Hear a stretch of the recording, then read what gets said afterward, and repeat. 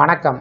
இந்த வீடியோவில் 15/7/2026 சற்று முன் ஓய்வூதியம் பெறும் அரசு ஓய்வூதியர்களுக்கு முக்கிய மாற்றம், புதிய அறிவிப்பு சார்ந்து தகவல் குறித்து விவரத்தை பார்க்கலாம்.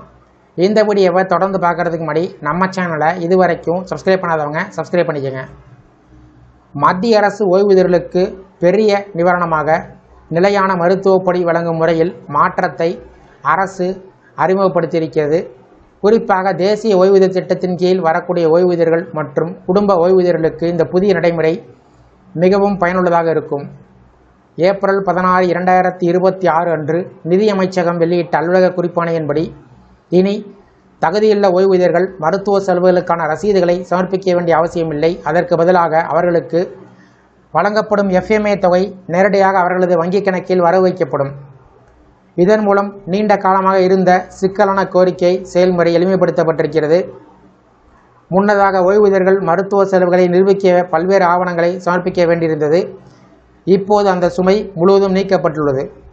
இந்த புதிய நடைமுறையின் கீழ் ஓய்வூதியம் வழங்கும் வங்கிகள் தங்களது மத்திய ஓய்வூதிய செயலாக்க மையம் CPPCS மூலம் FMA தொகையை வழங்கும். மத்திய ஓய்வூதிய கணக்கு அலுவலகம் முதலில் ஓய்வூதியரின் தகுதியினை சரிபார்த்து அதற்கான சிறப்பு முத்திரை அதிகாரத்தை வங்கிகளுக்கு வழங்கும். அதன் பின்னர் CPPC அந்த அதிகாரத்தின் அடிப்படையில் அரசால் நிர்ணயம் செய்யப்பட்ட விகிதத்தில் காலாண்டு அடிப்படையில் FMA தொகையை பயனாளிகளின் கணக்கில் நேரடியாக வரவைக்கும். முக்கியமாக இந்த செயல்முறை முழுவதும் தானியக்கமாக நடைபெறும் என்பதால் ஓய்வூதியர்கள் எந்தவிதமான விண்ணப்பத்தையும் அல்லது ரசீதையும் சமர்ப்பிக்க வேண்டியதில்லை.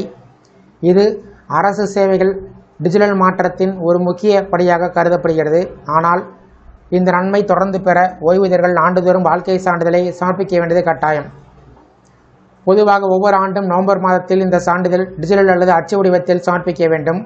இதை சமர்ப்பிக்க தவறினால் டிசம்பர் மாதம் முதல் FMA மற்றும் ஓய்வூதிய பணம் வழங்குவதில் இடையூறு ஏற்படக்கூடும். மேலும் ஓய்வூதியர்கள் விரும்பினால் FMAவிலிருந்து CGHS புறநோயாளி சேவைகளுக்கு மாறும் வசதி உள்ளது.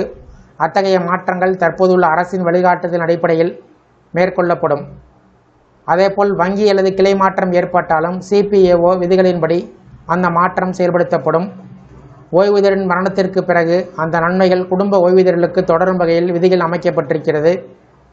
தகுதியுள்ள குடும்ப உறுப்பினரின் பெயர் முன்பே பதிவு செய்யப்பட்டிருந்தால் அவர்கள் நேரடியாக வங்கியில் விண்ணப்பம் செய்து FMA பெற முடியும். பெயர் பதிவு செய்யப்படவில்லை என்றால் சம்பந்தப்பட்ட அலுவலகத்தின் மூலம் புதிய அங்கீகாரம் பெற வேண்டும்.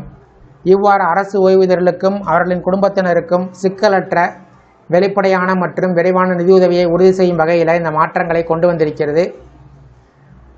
இந்த வீடியோ குறித்த உங்களுடைய கருத்துக்களை கமெண்ட் செக்ஷனில் கமெண்ட் பண்ணுங்கள். இந்த வீடியோ பிடிச்சிருந்தா வீடியோக்கு ஒரு லைக் பண்ணுங்கள். இந்த வீடியோவை உங்களுடைய நண்பர்கள் மற்றும் உறவினர்களுக்கும் ஷேர் பண்ணுங்கள். மற்றும் ஒரு பயனுள்ள வீடியோவில் சந்திப்போம். நன்றி.